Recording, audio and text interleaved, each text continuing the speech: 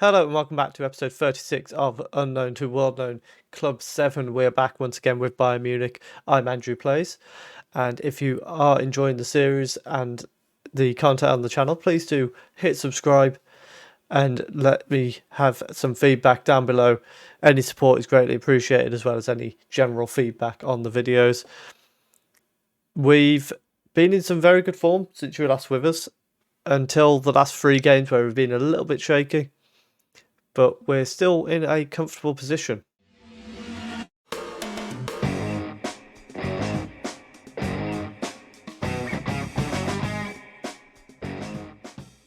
So, last time you were with us, we played the Roma and the Hamburg game. Since then, we then beat Holstein Kiel 2-0 in the German Cup. Quite a rotated team. It was very comfortable. We then beat Hoffenheim 3-0 before we hosted our former club Roma in the Champions League. We won 3-1 with goals from Lammermont and 2 from Henrique. Dortmund, we absolutely thrashed 5-2. In the first half, it looked a little bit shaky. It was 2-2 at half time, and then second half, we just tore them apart. Before a 2-2 draw with Köln, which was a very disappointing result, if I'm being honest. We then beat Rangers 2-1 in the Champions League. A 2-2 draw with Hertha Berlin. We were 2-0 up at half time, and then in the second half it was a game of two halves. We dominated the first half, they dominated the second. And that means today we are back to play PSG in the final game of the group, the winner of which will finish top of the group. How did we do in our first game against them? A 1-1 draw. So if we get a 1-1 or 2-2 draw,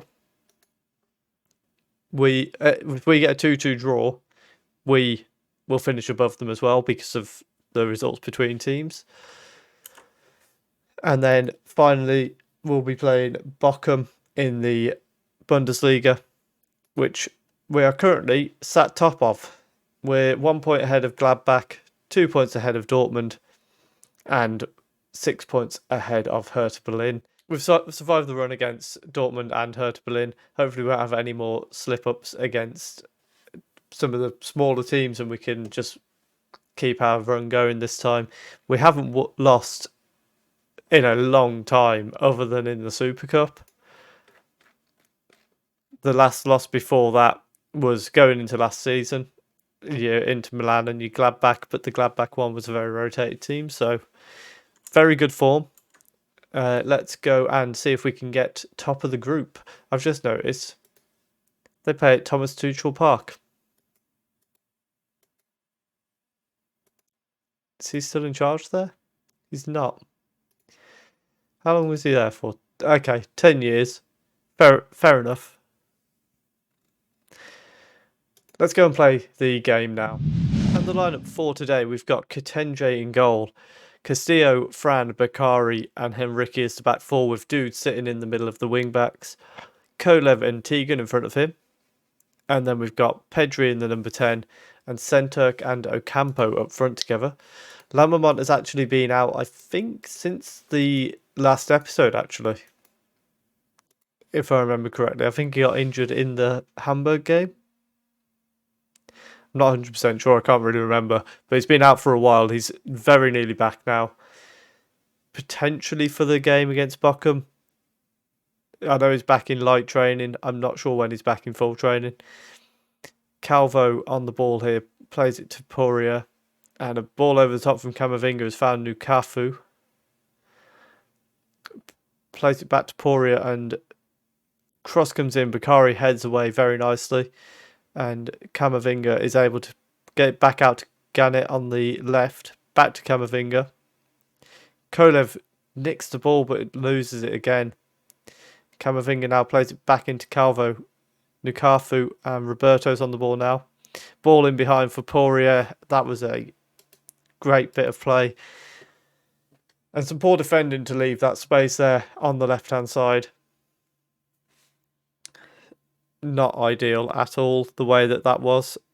Because you've got Henrique there, comes in and just lets Poria down the side of him. That's the one problem with this formation.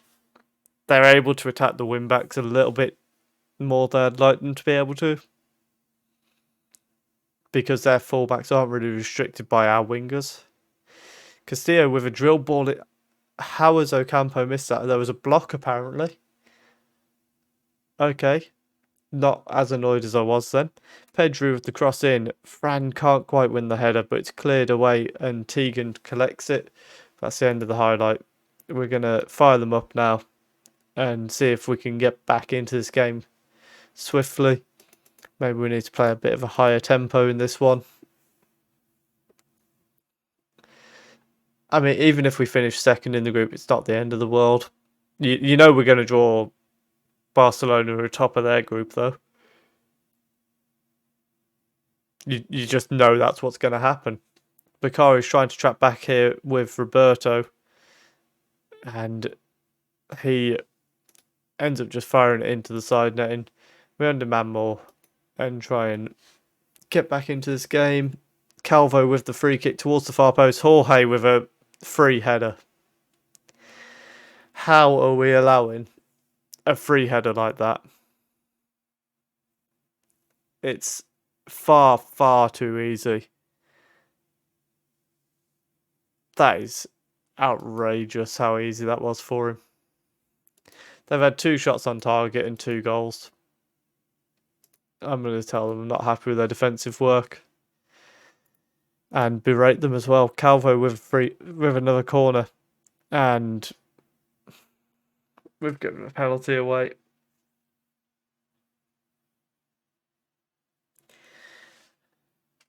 Well, we're finishing second in the group then, because Tegan's decided he's going to shove Roberto over. Fatty steps up and sends the keeper the wrong way.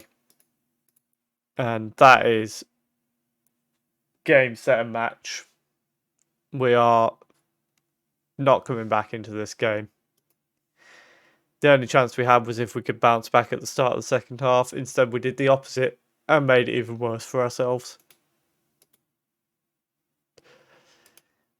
And at this point, we're going to bring Kolev off just to make sure he's fit going into the next game. And same thing for Pedri. It's become there's no chance in this now. Amrani sends a free kick in. Bakari heads away. Fatty collects it. And he's got space on the right now. The ball goes in. Castillo heads away as far as Morin. Amrani now trying to get past Castillo. And gets across it. For goodness sake. It's 4-0 now to PSG. And you get the feeling maybe, just maybe, it's this Bayern Munich team. They're not good enough to win the Champions League, are they? They're not good enough.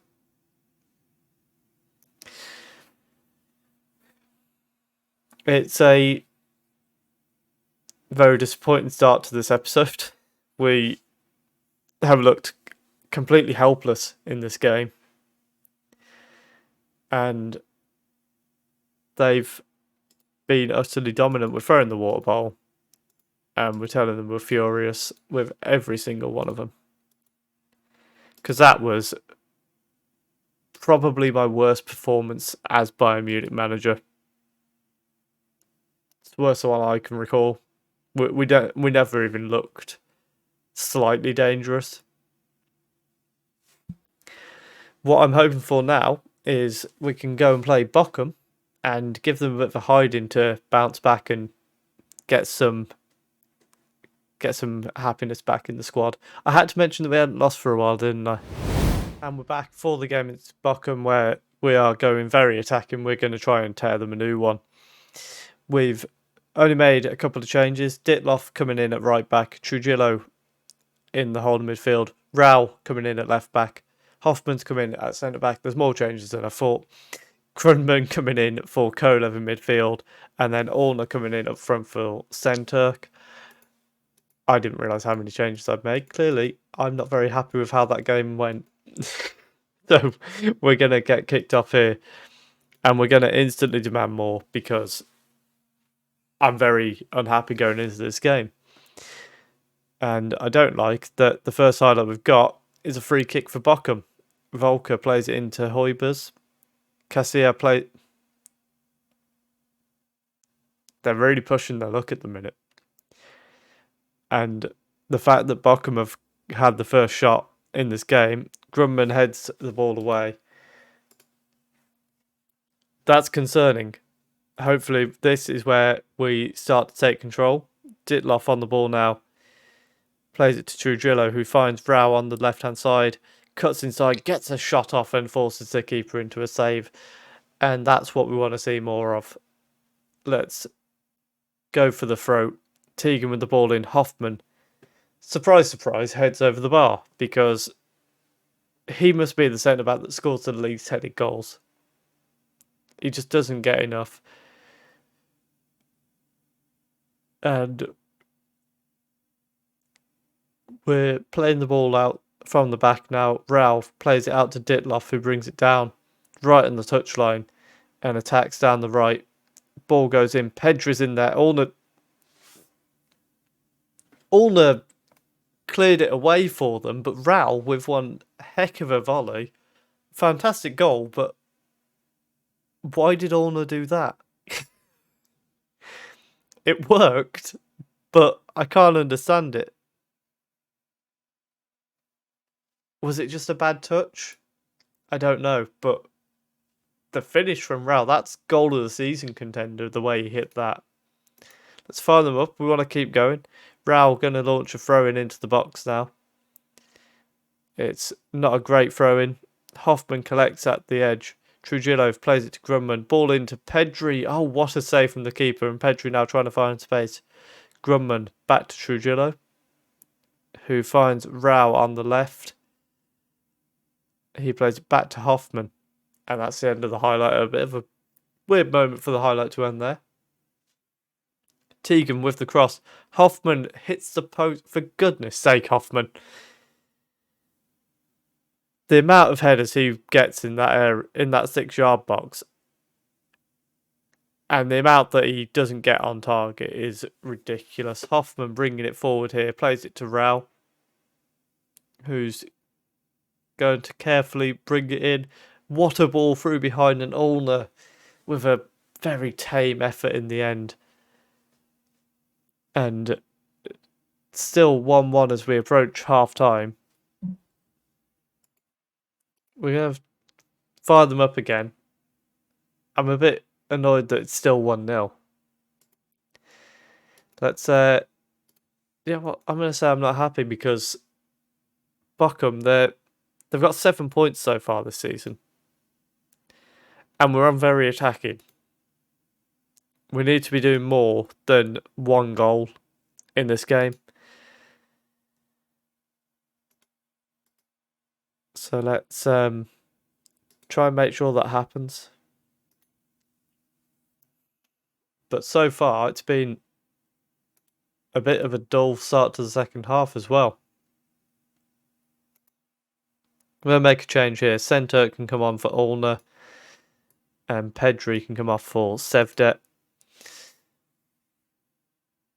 Just in looking to keep them rested. Grumman can come off for Kolev as well. But at the moment, it's still 1-0. Rao, again, it's a poor throw-in. Fran heads down to Kolev, who finds Centurk. It's back to Rao, who finds Trujillo. Kolev back to Trujillo. He sends it out to Ditloff on the right-hand side, who's got himself into a crossing position. Cuts inside, and why are you having the shot? Drill that across the box where there's 4 men waiting for you, rather than having the shot yourself. Ditloff now clears the ball forward. Ocampo's on the ball. He cuts inside of his man. Plays it to Sevdet, who plays it through for Centurk. And it's a poor ball. Centurk crosses it and it's headed away. and Hoibers collects it, exchanges it with Volga, and pressure, and it's offside. The pressure from, I think it was Grumman, or it might have been Tegan. It's not Grumman because he's not on the pitch, but the pressure was there, and it paid off. Apart from the offside, it was Tegan, but yeah, just offside from centre there. And the game's going to end 1-0. I'm still not happy with that result. Yeah, we won today, but I'm still unhappy with your performance. It wasn't a good performance. A team like that, we need to be beating 4-0 at least, to me. Especially when we're going out and attacking them, and it's taken a wonder goal to actually beat them. 21 shots, it's not great. Let's go and have a look at where we're coming back. Well, it looks like Rao is on the way out of the club because he's unhappy with the fact that I said I wasn't happy with the performance. You won one. You were the only person who scored, and it was a hell of a goal, but I'm sorry, that wasn't good enough. So Rao is on the verge. He might be gone in January. I am seething in this episode, and he's then criticised my team talk of saying I'm not happy that we beat a team who is dreadful, only 1-0 through a screamer. That makes him unhappy, so you know what? Get out. No interest in you being here. I think we might have a Champions League draw to do, actually. If we check the timing of the draw. No, it's on the 18th of December. We'll probably come back for the second leg in that. Oh, that's a long way away. Maybe we'll come back for the Hanover and Gladbach game after the January transfer window, and then we'll come back for the second leg of the knockout round. That sounds like a plan for us. If you have enjoyed that, please do leave a like. Comment down below, should I sell Rao in January for being a little bit of a crybaby? And subscribe if you're enjoying the series. Thank you very much for watching.